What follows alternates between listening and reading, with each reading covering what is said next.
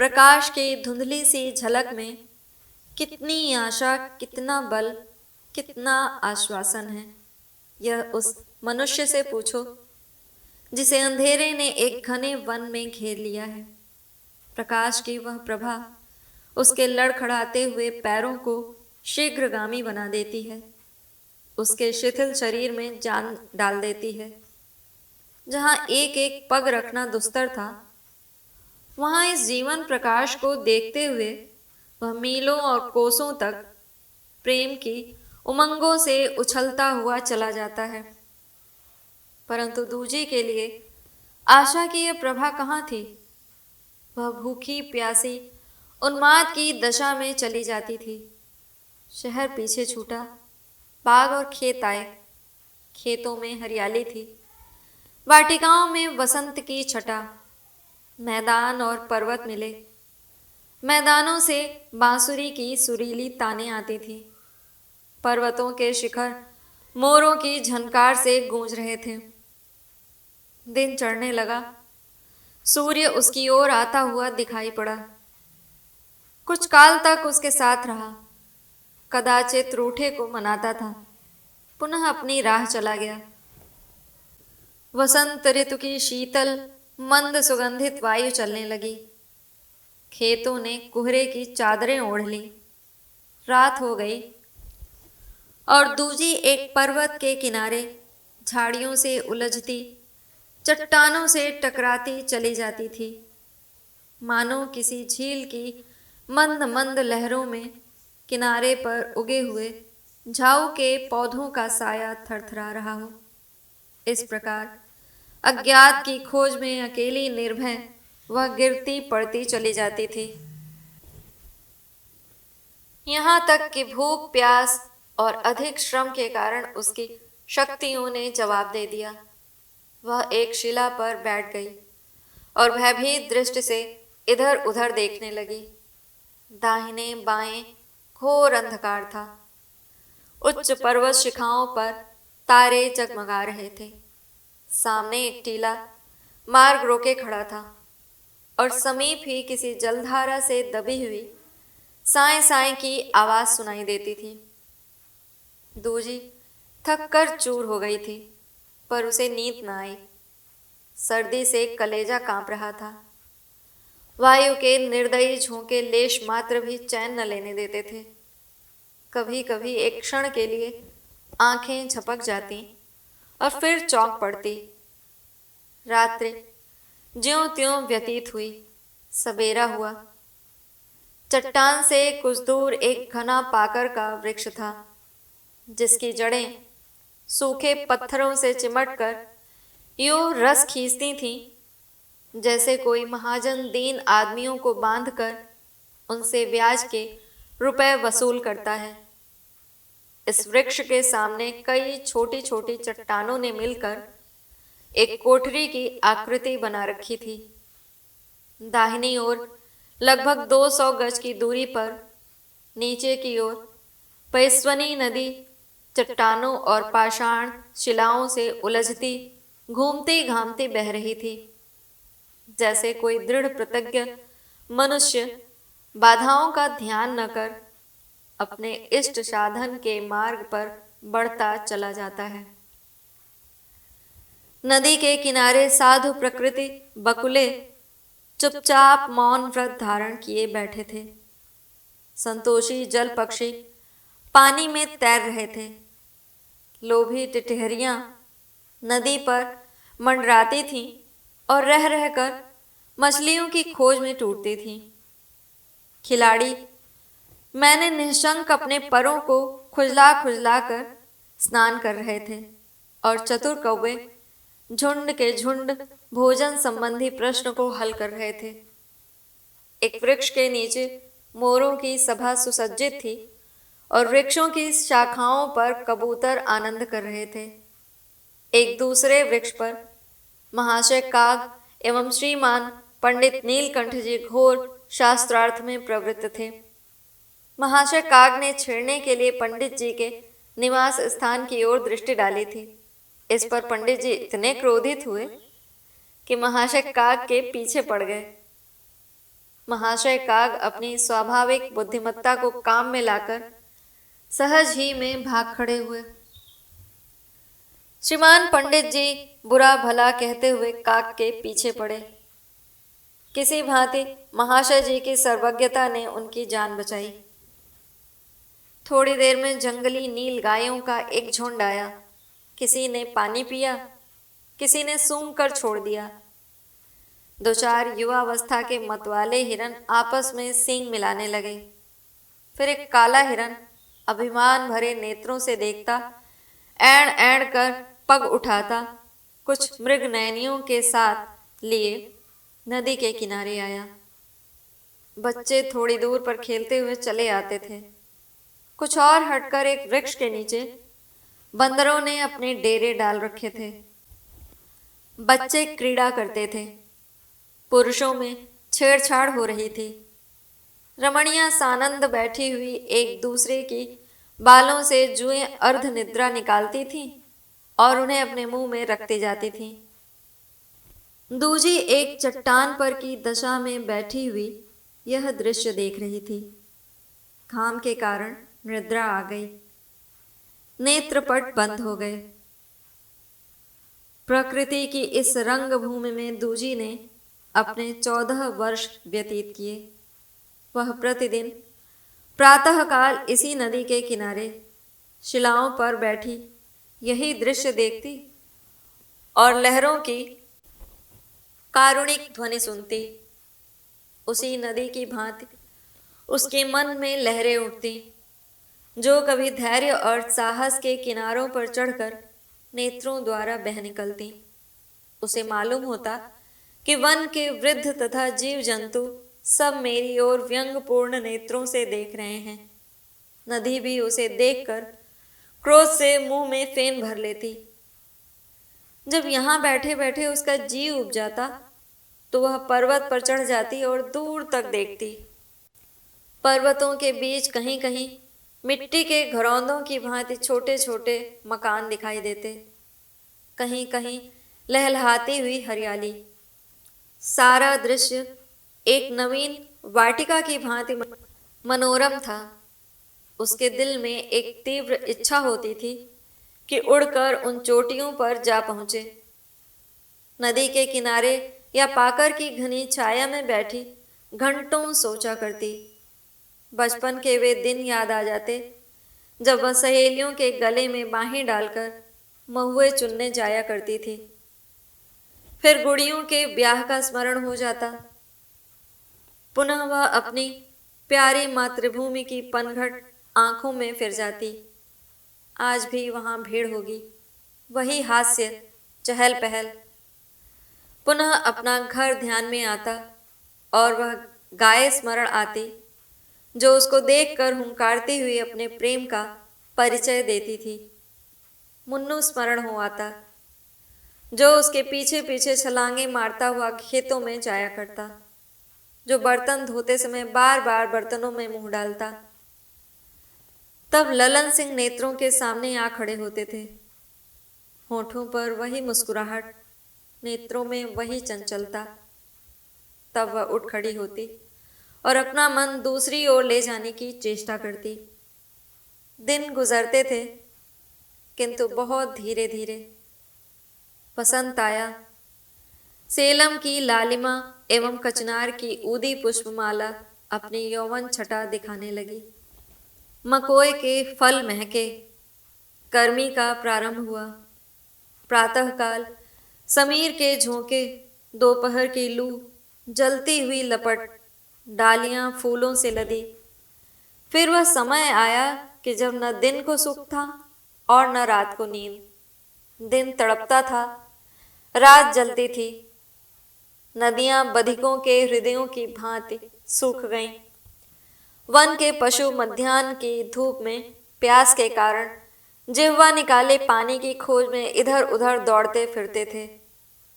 जिस प्रकार द्वेष से भरे हुए दिल तनिक तनिक सी बातों पर जल उठते हैं, उसी प्रकार गर्मी से जलते हुए वन वृक्ष कभी कभी वायु के झोंकों से परस्पर रगड़ खाकर जल उठते हैं।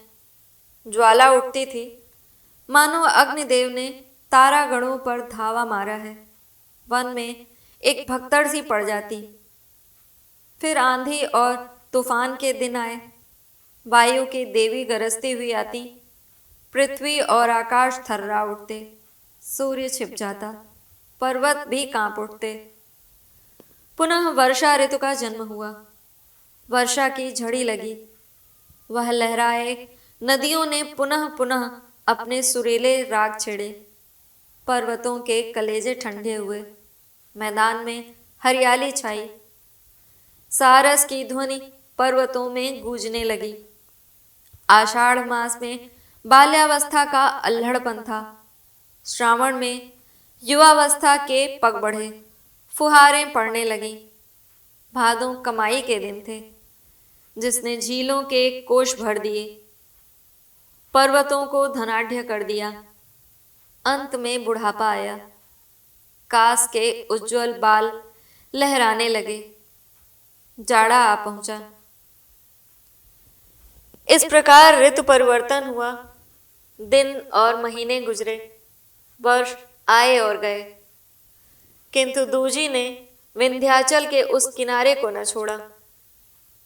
गर्मियों के भयानक दिन और वर्षा की भयावनी रातें सब उसी स्थान पर काट दी। क्या भोजन करती थी, क्या पहनती थी, इसकी चर्चा व्यर्थ है। मन पर चाहे जो कुछ बीते, किंतु भूख और ऋतु संबंधी कष्ट का निवारण करना ही पड़ता है। प्रकृति की थाल सजी हुई थी। कभी बनबेरी और शरीफों के पकवान थे, कभी तेंदू, कभी मकोए और कभी राम का नाम। वस्त्रों के लिए चित्रकूट के मेले में साल में केवल एक बार जाती। मोरों के पर, हिरणों के सींग, वन औषधियां महंगे दामों में बिकती। कपड़ा भी आया, बर्तन भी आए, यहाँ तक कि दीपक जैसी विलास वस्तु भी एकत्र हो गई। एक छोटी सी गृहस्थी जम गई। दूजी ने निराशा की दशा में संसार से विमुख होकर जीवन व्यतीत करना जितना सहज समझा था, उससे कहीं कठिन मालूम हुआ। आत्मानुराग में निमग्न वैरागी तो वन में रह सकता है, परंतु एक स्त्री जिसकी अवस्था हंसने खेलने में व्यतीत हुई हो, बिना किसी नौका के सहारे विराट सागर को किस प्रकार पार करने में समर्थ हो सकती है। 2 वर्ष के पश्चात दूजी को एक एक दिन वहां वर्ष सा प्रतीत होने लगा। कालक्षेप करना दुस्तर हो गया। घर की सुधि एक क्षण भी विस्मृत न होती। कभी कभी वह इतनी व्यग्र होती कि क्षण मात्र के लिए अपमान का भी भय न रहता। वह दृढ़ विचार करके उन पहाड़ियों के बीच शीघ्रता से पग बढ़ाती, घर की ओर चलती, मानो कोई अपराधी कारागार से भागा जा रहा हो। किंतु पहाड़ियों की सीमा से बाहर आते ही उसके पग स्वयं रुक जाते। वह आगे न बढ़ सकती। तब वह ठंडी सांस भरकर एक शिला पर बैठ जाती और फूट फूट कर रोती। फिर वह भयानक रात्रि और वही सघन कुंज, वही नदी की भयावनी गरज और श्रृंगालों की वही विकराल ध्वनि। ज्यों ज्यों भीजे कामरी, त्यों त्यों भारी होए। भाग्य को धिक्कारते धिक्कारते उसने ललन सिंह को धिक्कारना प्रारंभ किया। एकांतवास में उसने आलोचना और विवेचना की शक्ति पैदा कर दी। मैं क्यों इस वन में मुंह छुपाए दुख के दिन व्यतीत कर रही हूँ? यह उसी निर्दयी ललन सिंह की लगाई आग है। कैसे सुख से रहती थी, इसी ने आकर मेरे झोपड़े में आग लगा दी। मैं अबोध और अनजान थी। उसने जानबूझकर मेरा जीवन भ्रष्ट कर डाला। मुझे अपने आमोद का केवल एक खिलौना बनाया था। यदि उसे मुझसे प्रेम होता तो क्या वह मुझसे विवाह न कर लेता? वह भी तो चंदेल ठाकुर था।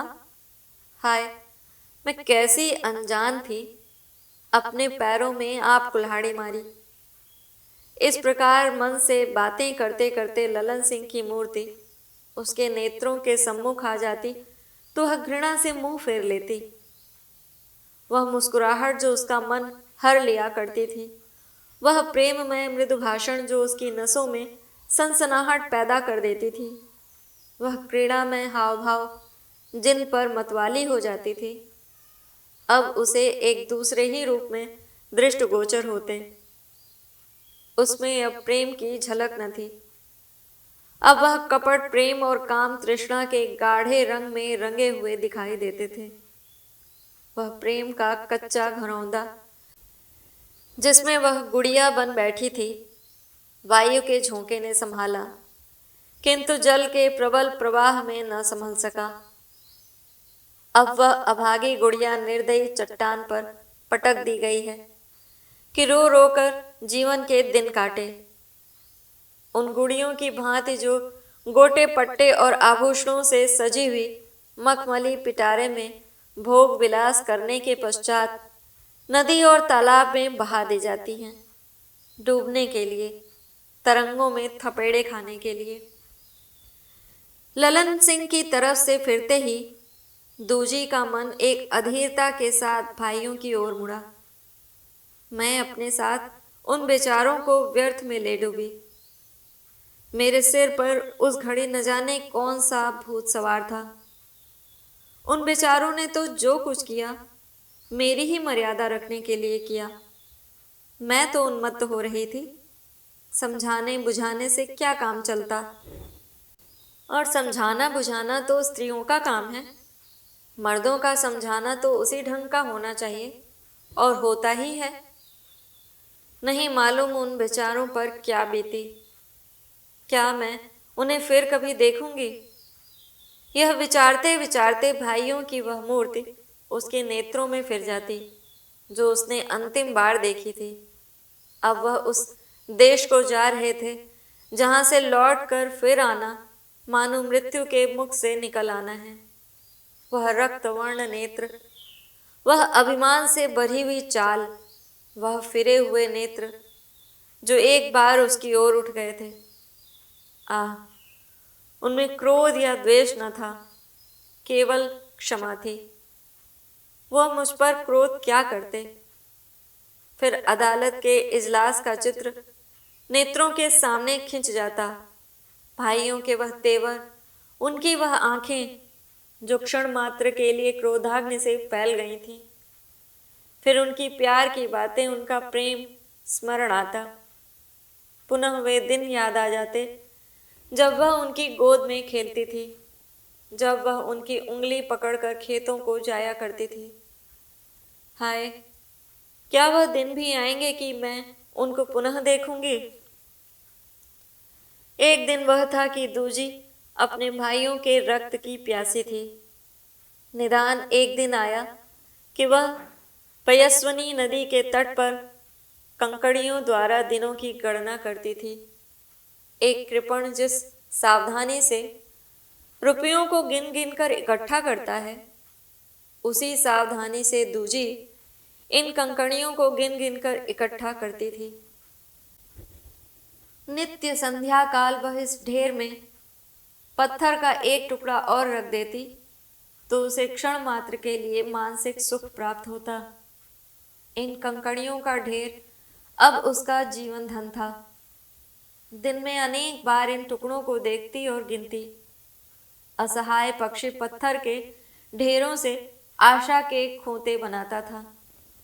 यदि किसी को चिंता और शोक की मूर्ति देखनी हो तो वह पयस्विनी नदी के तट पर प्रतिदिन सायंकाल देख पड़ती है। डूबे हुए सूर्य की किरणों की भांति उसका मुखमंडल पीला है। वह अपने दुख में विचारों में डूबी हुई तरंगों की ओर दृष्टि लगाए बैठी रहती है। ये तरंगे इतनी शीघ्रता से कहाँ जा रही हैं? मुझे भी अपने साथ क्यों नहीं ले जाती? क्या मेरे लिए वहां भी स्थान नहीं है?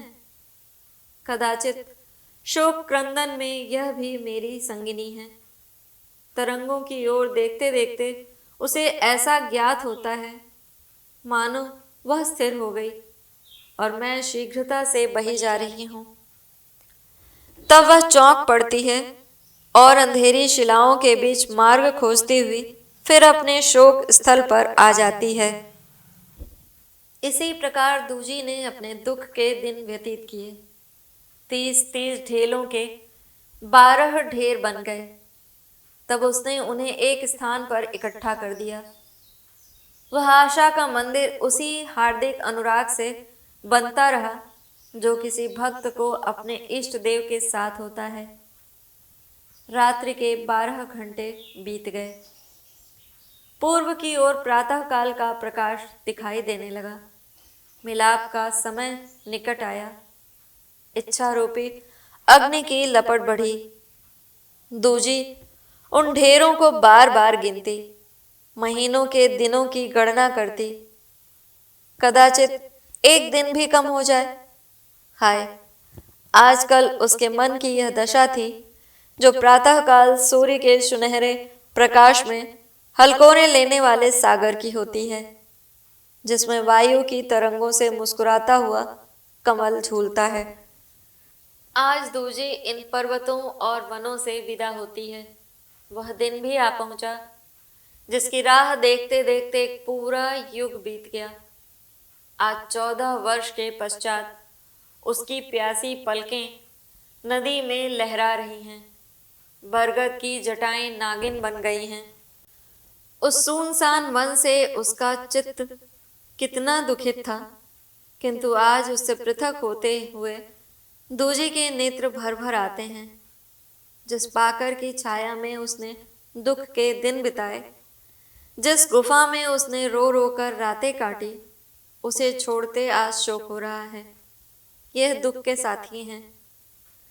सूर्य की किरणें दूजी की आशाओं की भांति कोहरा की घटाओं को हटाती चली आती थीं। उसने अपने दुख के मित्रों को अपूर्ण नेत्रों से देखा। पुनः ढेरों के पास गई जो उसके 14 वर्ष की तपस्या के स्मारक चिन्ह थे। उन्हें एक एक कर चूमा, मानो वह देवी जी के चबूतरे हैं। तब वह रोती हुई चली जैसे लड़कियां ससुराल को चलती हैं। संध्या समय उसने शहर में प्रवेश किया और पता लगाते हुए कैलासी के घर आई। घर सूना पड़ा था। तब वह विनय कृष्ण बघेल का घर पूछते पूछते उनके बंगले पर आई। कुंवर महाशय टहलकर आए ही थे कि उसे खड़ी देखा। पास आए। उसके मुख पर घूंघट था। दूजी ने कहा, महाराज, मैं एक अनाथ दुखिया हूं। कुंवर साहब ने आश्चर्य से पूछा, तुम दूजी हो? तुम इतने दिनों तक कहाँ रही? कुंवर साहब के प्रेम भाव ने घूंघट और बढ़ा दिया। इन्हें मेरा नाम स्मरण है? यह सोचकर दूजी का कलेजा धड़कने लगा। लज्जा से सिर नीचे झुक गया। लजाती हुई बोली, जिसका कोई हेतु नहीं है, उसका वन के सिवा अन्यत्र कहाँ ठिकाना है। मैं भी वनों में रही। पियस्वनी नदी के किनारे एक गुफा में पड़ी रही। कुंवर साहब विस्मित हो गए। 14 वर्ष और नदी के किनारे गुफा में? क्या कोई सन्यासी इससे अधिक त्याग कर सकता है? वह आश्चर्य से कुछ न बोल सके। दूजी उन्हें चुपचाप देखकर बोली, मैं कैलासी के घर से सीधे पर्वत में चली गई और वहीं इतने दिन व्यतीत किए। 14 वर्ष पूरे हो गए। जिन भाइयों की गर्दन पर छुरी चलाई, उनके छूटने के दिन अब आए हैं। नारायण उन्हें अब कुशल पूर्वक लावें। मैं चाहती हूं कि उनके दर्शन करूं और उनकी ओर से मेरे दिल में जो इच्छाएं हैं पूर्ण हो जाएं। कुंवर साहब बोले, तुम्हारा हिसाब बहुत ठीक है। मेरे पास आज कलकत्ते से सरकारी पत्र आया है कि दोनों भाई 14 तारीख को कलकत्ता पहुंचेंगे। उनके संबंधियों को सूचना दी जाए। यहाँ कदाचित 2-3 दिन में आ जाएंगे। मैं सोच ही रहा था कि सूचना किसे दूं। दूजी ने विनयपूर्वक कहा, मेरा जी चाहता है कि वे जहाज पर से उतरें तो मैं उनके पैरों पर माथा नवाऊं। उसके पश्चात मुझे संसार में कोई अभिलाषा न रहेगी। इसी लालसा ने मुझे इतने दिनों तक जिलाया है, नहीं तो मैं आपके सन्मुख कदापि खड़ी न होती। कुंवर विनय कृष्ण गंभीर स्वभाव के मनुष्य थे। दूजी के आंतरिक रहस्य उनके चित्त पर एक गहरा प्रभाव डालते जाते थे। जब सारी अदालत दूजी पर हंसती थी, तब उन्हें उसके साथ सहानुभूति थी, और आज उसके वृत्तांत सुनकर वे इस ग्रामीण स्त्री के भक्त हो गए। बोले, यदि तुम्हारी यही इच्छा है तो मैं स्वयं तुम्हें कलकत्ता पहुंचा दूंगा। तुमने उनसे मिलने की जो रीति सोची है, उससे उत्तम ध्यान में नहीं आ सकती। परंतु तुम खड़ी हो और मैं बैठा हूं, यह अच्छा नहीं लगता दूजी। मैं बनावट नहीं करता। जिसमें इतना त्याग और संकल्प हो, वह यदि पुरुष है तो देवता है, स्त्री है तो देवी है। जब मैंने पहले तुम्हें देखा, उसी समय मैंने समझ लिया था कि तुम साधारण स्त्री नहीं हो। जब तुम कैलासी के घर से चली गई, तो सब लोग कहते थे कि तुम जान पर खेल गई, परंतु मेरा मन कहता था कि तुम जीवित हो। नेत्रों से पृथक होकर भी तुम मेरे ध्यान से बाहर न हो सकी। मैंने वर्षों तुम्हारी खोज की, मगर तुम ऐसी खोह में जा छिपी थी कि तुम्हारा कुछ पता न चला। इन बातों में कितना अनुराग था, दूजी को रोमांच हो गया। हृदय बल्लियों उछलने लगा। उस समय उसका मन चाहता था कि इनके पैरों पर सिर रख दूं। कैलासी ने एक बार जो बात उससे कही थी, वह बात उसे इस समय स्मरण आई।